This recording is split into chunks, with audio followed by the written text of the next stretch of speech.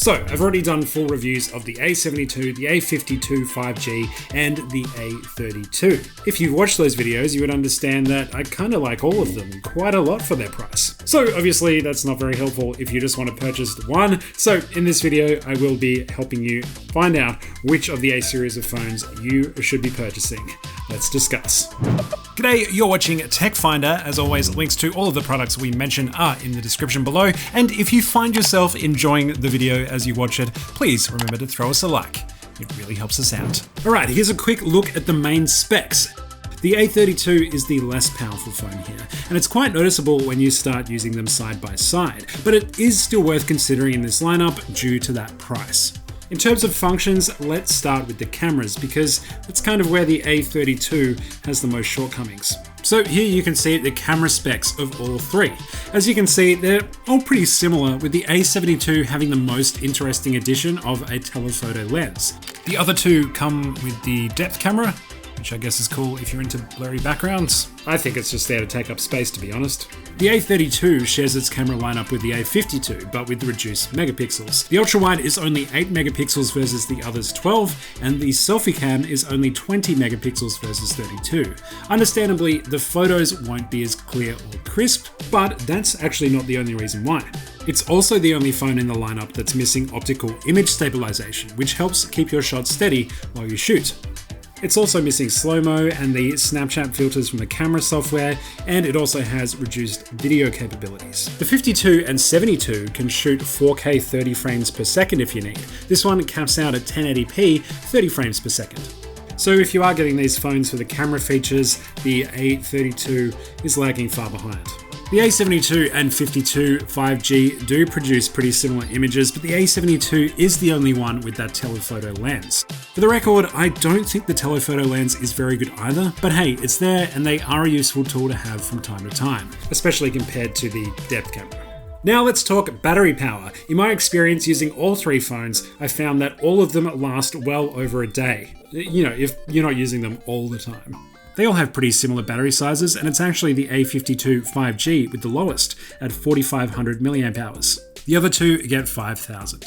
The A32 misses out again though due to fast charging. The more expensive phones get 25 watt fast charging versus 15 watts on this one. It's still pretty fast though, so I wouldn't worry too much about that if you're not the sort of person who's on your phone all the time. Charging it overnight is just as good. Of course, one of the biggest differences is the size of the screen. Now, all three are pretty big, but if you like them big, you have the A72. The A52 5G and 32 are pretty much the same, but the 52 gets slightly more screen real estate. I actually find all three have absolutely beautiful screens, but it's the A52 5G that I like the most because it's the only one with 120Hz motion smoothing. The other two get a measly 90Hz. Okay, 90Hz is still pretty good. Still, I must say it was noticeable when I moved from the A52 5G to the A32. There's just something slightly less smooth maybe. Otherwise, all three phones have beautiful displays, and I enjoyed watching nothing but my own YouTube videos on all three of them. Finally, build quality. If I was just measuring these on how good they felt in my hand, I would pick the A32 because it doesn't feel hollow like the other two. The A52 5G and A72 both have a bit of give in their plastic matte backs that make them feel a bit cheap, and kind of like you could pop them if you press hard enough. Unfortunately, despite being the nicest to hold, the A32 is the most susceptible to being damaged as it's the only one without IP67 dust and water resistance, and it's also lacking Gorilla Glass to protect the screen. Everything else on these phones is pretty similar, so at the end of the day, it's actually the A52 5G that I would recommend to most people. And no, it's not because of the 5G functionality. Which is your favourite? I've taken this thing to Melbourne, Sydney, Hobart, and Perth over the last couple of months, and I've had a really hard time actually getting this little 4 to turn into a little 5. 5G just isn't widespread enough in Australia to actually recommend it as a key feature. I feel like if you're paying a premium on a phone just for 5G, then you're kind of getting a raw deal. If this were just a 5G enabled version of the A52, then it would be kind of hard to recommend this, but this also comes with a few extra bells and whistles compared to the other A-series phones. It has a slightly faster processor, a Snapdragon 750, and it's the only phone with a 120Hz display.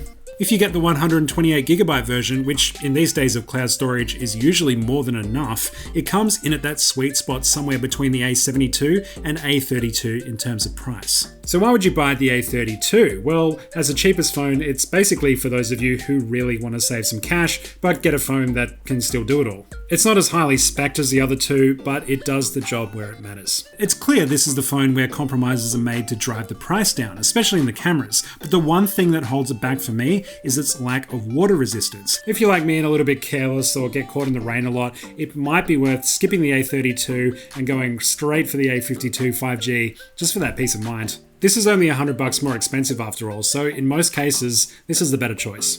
That kind of leaves the A72 in this awkward middle position. It's almost as good as the A52 5G, but can cost more.